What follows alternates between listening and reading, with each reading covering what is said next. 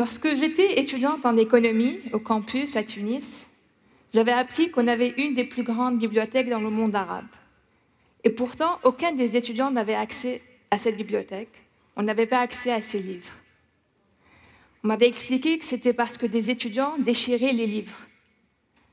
Ils se sont comportés de façon irresponsable et donc on a sanctionné des milliers d'étudiants à l'accès au savoir. Ça paraissait normal à l'époque. Que faire d'autre? Ensuite, je suis partie faire mon doctorat en France et j'ai vu que les bibliothèques étaient en accès libre, que les étudiants se comportaient de façon responsable. Même les immigrés, même les Tunisiens en France, à l'étranger, ne déchiraient pas apparemment les livres. Alors, ce qui s'est passé, c'est qu'en Tunisie, l'action irresponsable d'une minorité d'étudiants, elle a sanctionné des milliers d'autres étudiants, et pendant des années. Ça a conséquence sur notre savoir. J'ai pu faire des recherches beaucoup plus intéressantes en France qu'en Tunisie. Heureusement, maintenant, c'est moins important avec l'accès online sur Internet. Mais à l'époque, c'était une grande différence.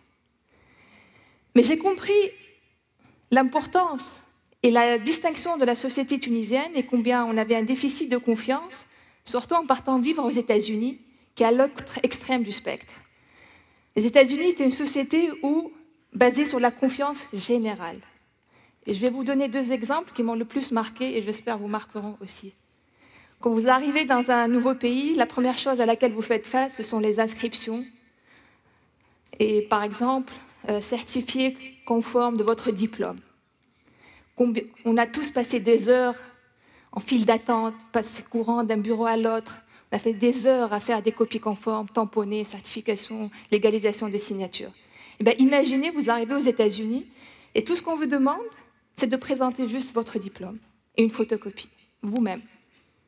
Non seulement on fait confiance que vous allez ramener un diplôme non falsifié, même si c'est un diplôme étranger, tunisien, de l'université Tunis 3, mais aussi on va faire confiance à la personne qui va être sur place, qui va vérifier que c'est bien une photocopie authentique.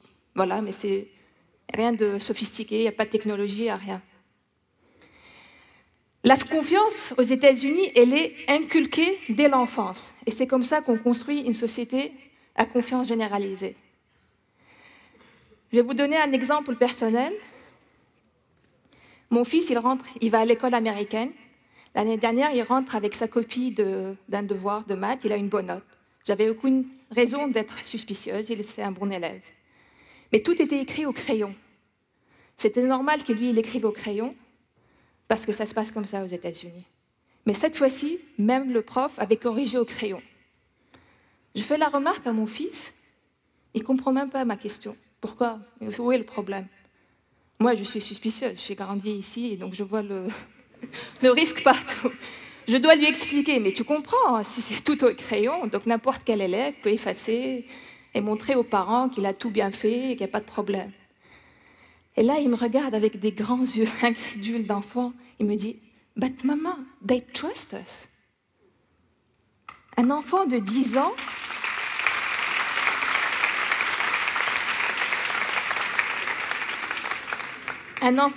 ans aux États-Unis, il sait qu'on lui fait confiance, qu'il est responsable et qu'on attend de lui un comportement responsable et honnête.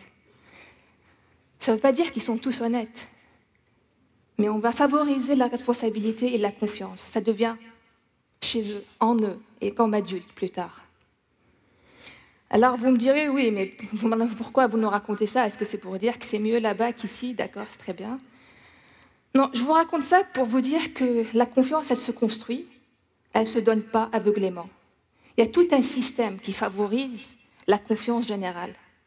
Et ça, c'est la bonne nouvelle pour nous en Tunisie, c'est-à-dire qu'on peut aspirer à changer notre société et à construire une société basée sur la confiance générale. On peut y arriver. Ce n'est pas dans l'ADN des Américains, ce n'est pas dans l'ADN des Japonais, ça se construit. L'autre question, vous me direz, oui, mais pourquoi une confiance généralisée et alors? Qu'est-ce que ça va nous faire? Bon, d'abord, il faut avouer que la confiance, elle est associée avec des valeurs positives. Responsabilité, intégrité, justesse, coopération, collaboration. la confiance en soi. Mais cerise sur le gâteau, la confiance généralisée, elle est associée dans la théorie économique avec un niveau de développement économique et une réussite économique plus importante et soutenable à long terme. Dans le jargon économique, on appelle ça le capital social. Pour les économistes ici, sachez que le capital social est de plus en plus aussi important que le capital physique et le capital humain pour déterminer la réussite économique d'une économie. Comment on y arrive? Il y a eu des études comparatives qui ont mis en parallèle les sociétés à confiance élevée comme les États-Unis, le Japon et l'Allemagne, avec des sociétés à niveau de confiance faible, la France, l'Italie et la Chine. Et à travers ces études comparatives, on peut déterminer quels sont les différenciateurs. Ils sont à 3 niveaux. La confiance dans l'État, la confiance dans la gestion de l'entreprise et la confiance dans la société civile. Confiance dans l'État. Vu ce qui se passe en Tunisie, vous êtes, je pense, tous maintenant conscients que le dynamisme du secteur privé, la décision d'investissement, de prise de risque, elles dépendent de la confiance qu'on a dans la compétence du gouvernement,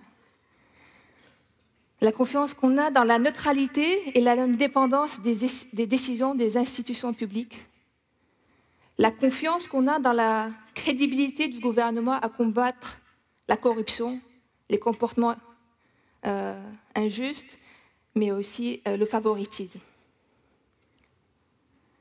Mais il y a une autre façon avec laquelle un gouvernement peut donner un signal qui favorise la confiance générale ou pas. Et c'est par rapport à la prise de risque. Comment un gouvernement peut réduire la prise de risque pour l'entrepreneur, pour l'investisseur? Dans les sociétés à confiance faible, vous allez trouver un État beaucoup plus interventionniste, plus d'entreprises publiques, plus de réglementation, plus d'autorisation, plus de demandes de garantie. Et ça a pour conséquence de compliquer les transactions, d'augmenter les coûts de transaction en termes de coûts financiers, mais en termes de temps, et de créer ce climat de privilège, de favoritisme, qui va avoir l'autorisation, qui va avoir accès à cette activité, et un manque de transparence. Comment sont données ces autorisations?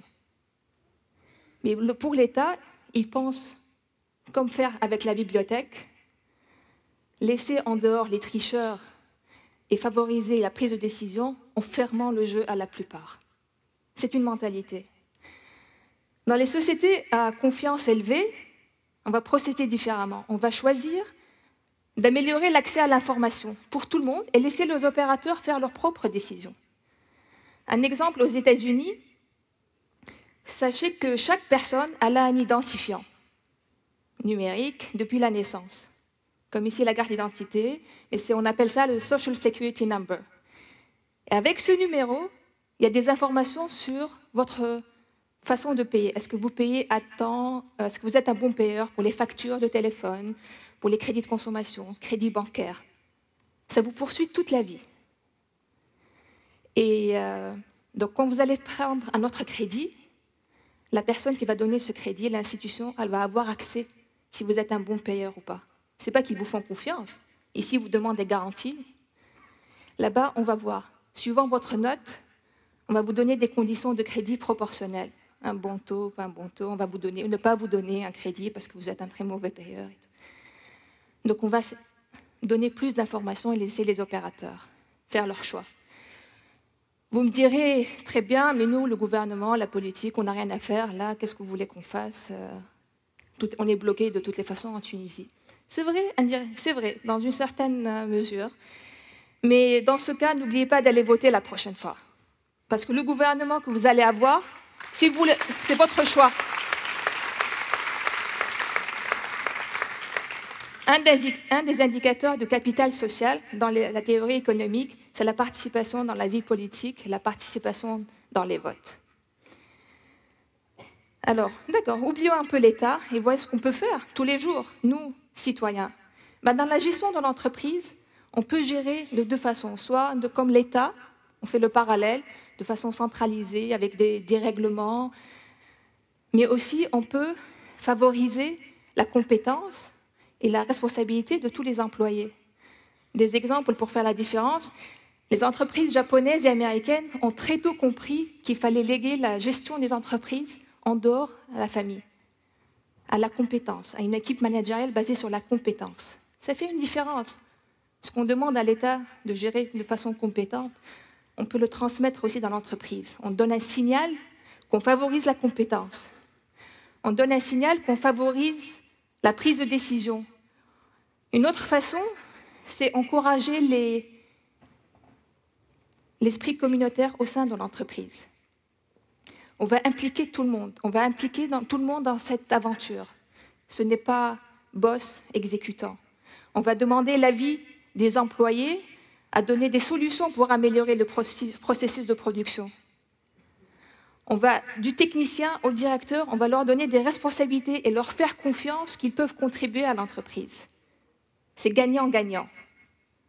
Cette culture gagnant-gagnant, elle se retrouve plus tard quand, en situation de crise, les employés sont prêts à faire des sacrifices.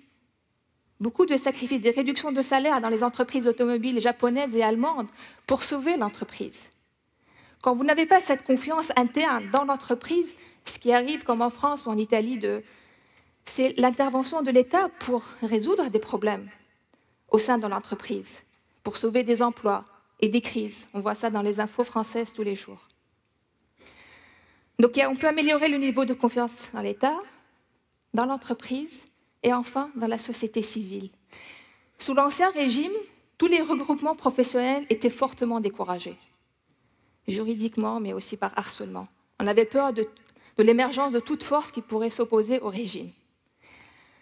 La seule exception que j'avais trouvée quand j'ai fait une série d'études de cas qui expliqueraient le dynamisme ou le manque de dynamisme du secteur privé dans plusieurs pays.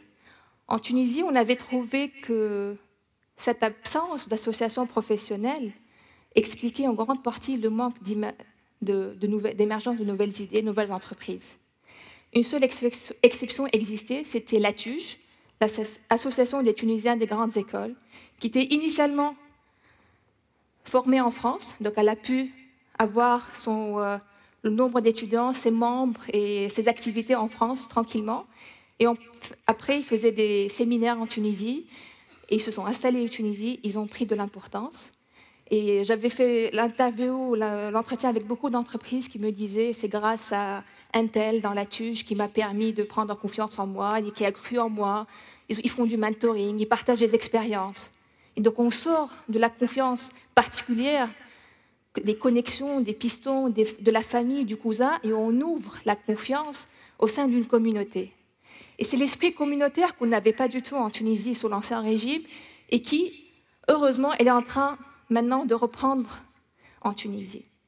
Il y a eu beaucoup d'associations qui se sont créées, il y a les événements TEDx qui sont de plus en plus fréquents. J'ai moi-même cofondé une association Tunisian American Young Professionals qui a le but de faciliter le transfert d'expérience entre les jeunes Tunisiens professionnels aux États-Unis et les jeunes professionnels tunisiens en Tunisie. Donc pour conclure, ce que j'aimerais vous rappeler, c'est qu'on peut y arriver, la confiance se construit, elle n'est pas donnée, il n'y a pas des sociétés meilleures que d'autres, ça dépend de nous. Et il faut suivre 3 règles, aussi bien pour l'État que l'entreprise, la société civile, notre vie de tous les jours. J'appelle ça la règle des 3 R. C'est d'abord établir des règles qui vont favoriser l'harmonie dans la société civile, dans la vie commune. Ce ne sont pas des règles qui sanctionnent. Le critère pour imposer des règles doit être des règles justes et au bénéfice de la généralité, pas d'une minorité.